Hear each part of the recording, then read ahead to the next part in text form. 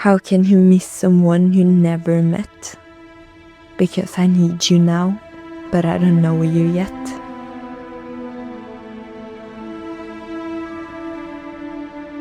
Have you ever wondered what happens if you just leave everything and move completely alone to Thailand for 3 months? Well, I did exactly that. And the story I'm about to tell you is nothing like you expect. But first, you need to know some backstory. Have you ever felt like something is missing in your life? Like you're doing everything you're supposed to do, but yet it feels like something is missing? You don't know exactly what it is, but you know that every day you feel this emptiness, like there's a hole in your life, a missing piece. Well, that's exactly how I feel every single day, and that's why I left. When you hear this, you probably have no idea who I really am. But my name is Ane and I'm 23. And I'm taking a seminar-based study. That means I have these mandatory meetups in Norway to pass my degree, but between each meetup I have online studies. So I travel all alone to different countries. But this trip changed my life. And you will understand exactly why when you hear the story.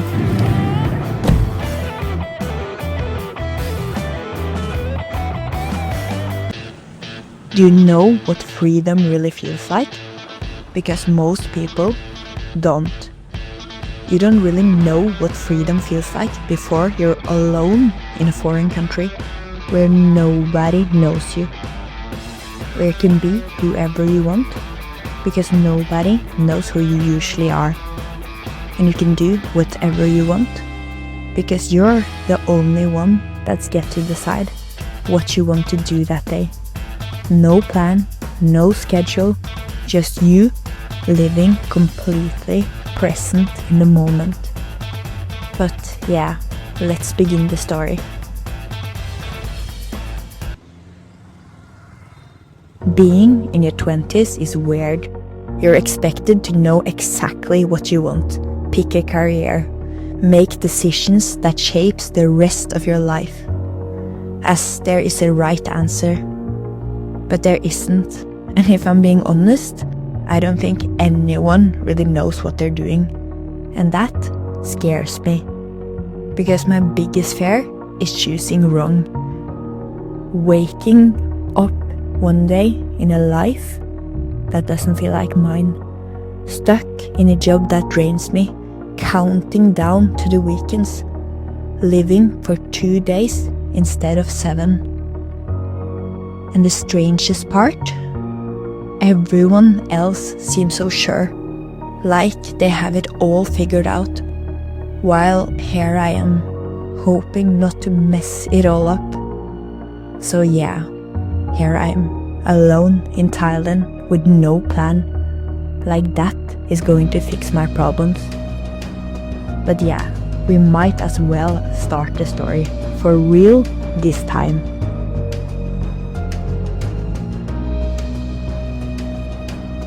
Arriving this trip, I was not who I used to be. For a long time, I'd been feeling empty, lonely, alone. On other solo trips, I had this energy to approaching new people, enthusiasm to making new friends. But after solo traveling for a while, my spike was gone. Talking to new people just seems like a hustle. It was not that I wanted to be alone. Inside me, I was longing for connection. But I knew it was always temporary. I would spend so much time telling the same story, getting to know someone, to know they would be gone in a day or 2. So instead, I was just walking around, alone. It felt better than being home in Norway. But yet, I still felt empty. I had big plans for this trip. Travel a bit around Thailand, then Philippines and then Vietnam. But after my first week here in Thailand, I was about to break down. Because here's the thing. I had been feeling so low for a long time back home. And I thought maybe a new country would fix me. But if I couldn't even feel okay here, in literally paradise, then how was I ever supposed to feel whole? So I had no choice. Give up or give it another try. I decided to move on to my next destination. I went to Thailand's most insane party island, Koh Phangan.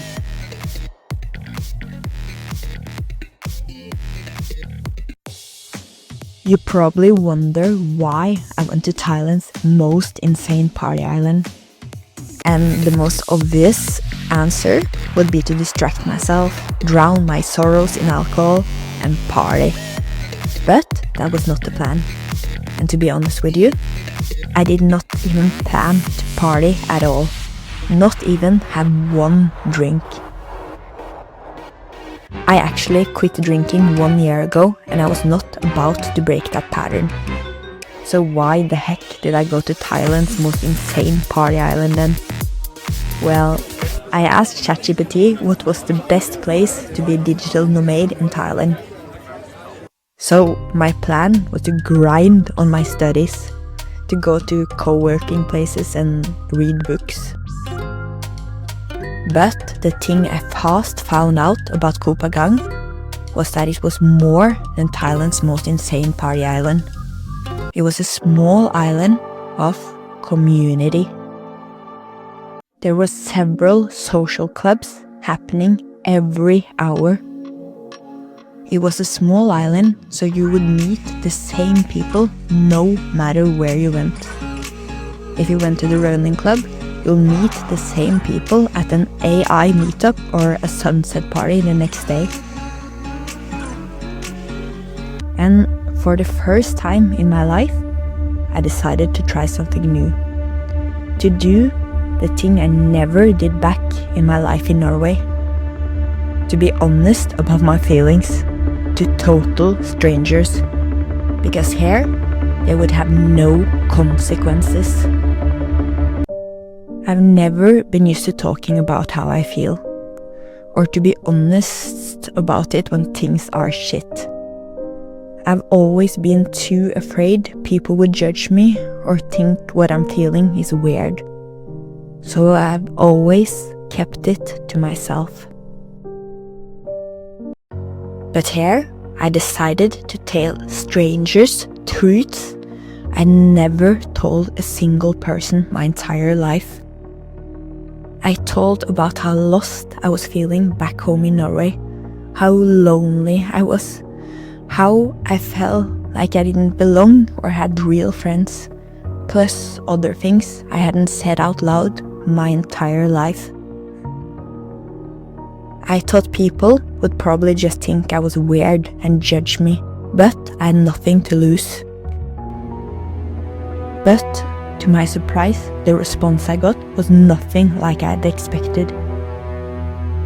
People started opening up back to me, and I realized I wasn't the only one feeling this way. I was not as weird and unusual as I thought I was. And suddenly, I felt a sense of closeness, connection, and support I had been missing for a long time. A type of connection and belonging I didn't feel at home. I felt I had found a community, a feeling of belonging.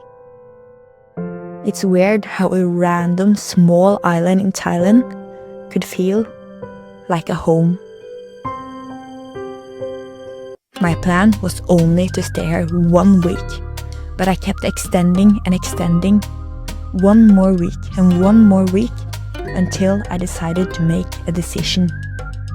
To skip the Philippines and Vietnam for another trip, just to stay here a bit longer. I had been missing connection and community for so long now, and I was not ready to leave it behind. It was a small island. It would take you 40 minutes to drive across the island, but somehow I never ran out of things to do. And time went fast. Week felt like days, and days like hours. For a while I forgot that I ever had been feeling down. I forgot how empty and lost I had been feeling. My spark returned back to me, and I could feel my energy and enthusiasm returning back to me as well. For a while I felt whole, like my missing pieces finally went back to place.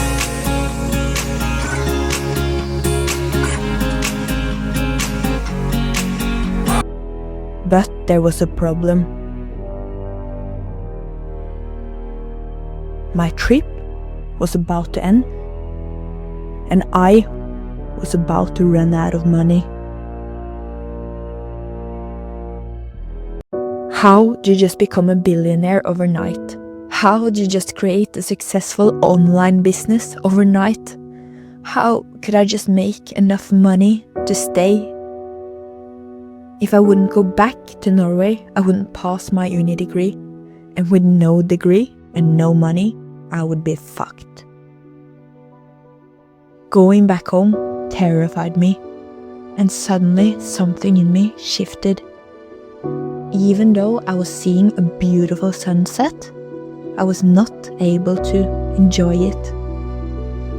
I was not able to be present and enjoy the moment because I was too worried it was going to end. I felt an enormous pressure to come up with $1 billion idea in 2 weeks. But the thing is, I didn't. So I needed to pack my suitcase and go home.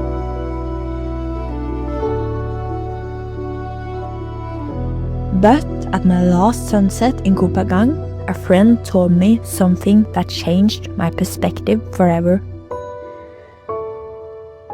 Do you know what makes the sunset beautiful? That it's not going to last forever. And maybe that's the thing that made Koh Phangan beautiful. That it was not going to last forever. Or at least that's what I told myself.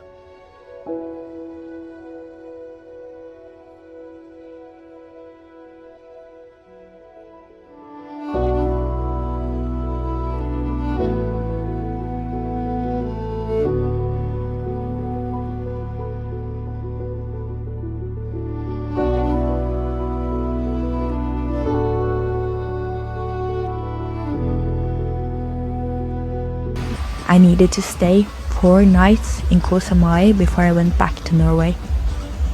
But I noticed something had changed since I arrived Thailand. I felt like a different person.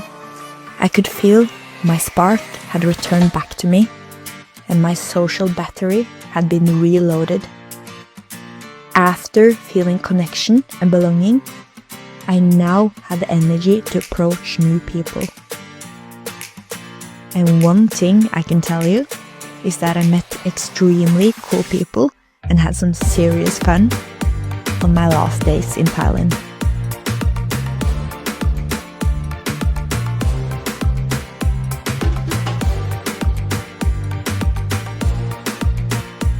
But before I knew it, my trip was over and I was back in Norway. I don't really know what's going to happen in the future. And honestly, I'm terrified. But the more I travel, the more I started to understand this. Life is like a puzzle. You don't build it by placing one piece and suddenly seeing the whole picture. At first, it's a mystery. You don't know what it's supposed to look like. Then you find one piece, then another, and slowly the image starts to make sense. Some pieces take a long time to find. Others fall into place quickly. Everyone builds their puzzle at a different pace. And some puzzles are more complicated than others. But you don't need to have it all figured out to be making progress. You just need to keep placing the next piece.